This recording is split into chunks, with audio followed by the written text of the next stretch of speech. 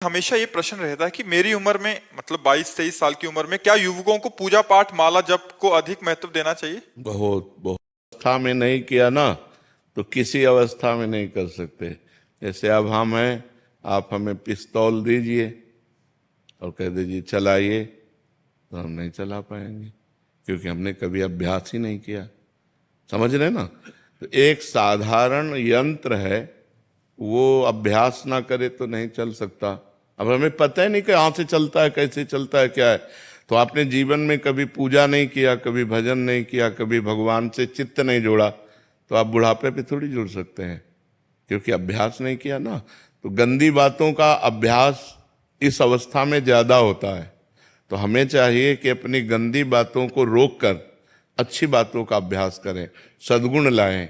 भगवान की पूजा भजन में जब हम चित्त जोड़ेंगे तो हमारे अंदर अच्छाइयाँ आएंगी और बुराइयों का नाश होगा।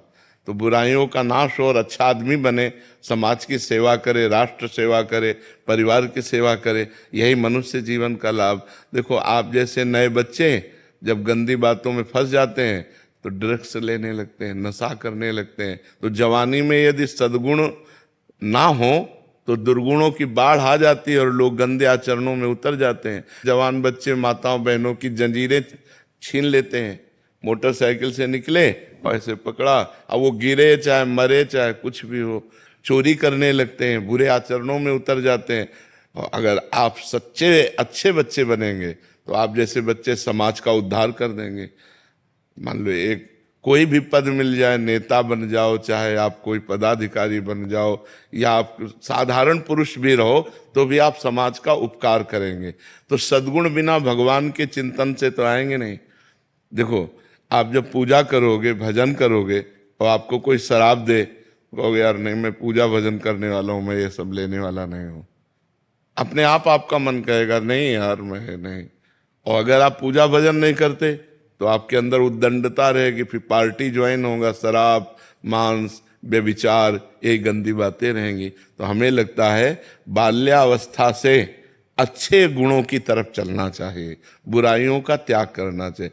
पूजा भजन का मतलब बाबा जी बन जाना नहीं है। पूजा भजन का मतलब है अच्छे सद्गुण धारण करना, अच्छे सद्गुण धारण। आप ऐसे ही रहो, लेकिन साधुओं के वचन सुनो, सत्संग सुनो, अंदर ही अंदर नाम जप करो, माता पिता के चरण छुओ, उनकी सेवा करो, परोपकार करो, एक अच्छे आदमी बन गए। आप बन गए कि नहीं? हाँ, हम ये कहते हैं, मान लो जैसे समाज में तुम्हें चंदन तिलक लगाने में, कंठी बांधने में लगे कि लोग कहेंगे दिखावा करता है, मत करो। अच्छे अंदर सद्गुण धारण करो।